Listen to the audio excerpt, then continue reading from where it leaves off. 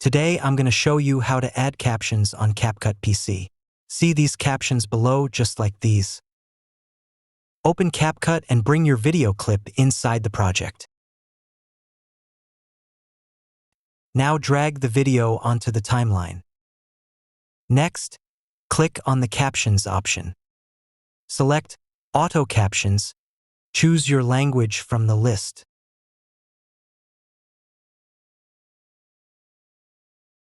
Then click Generate to create subtitles automatically, to create the captions. After that, go to the text section. Click on Templates and choose any style you like.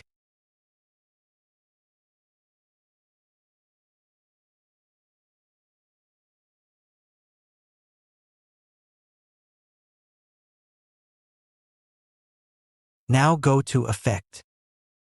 Here you'll find many effects. Select any one to apply.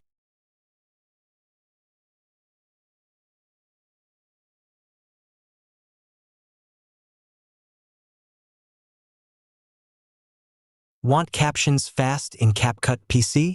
Now you can auto-generate them in just a few clicks. Make your videos engaging instantly.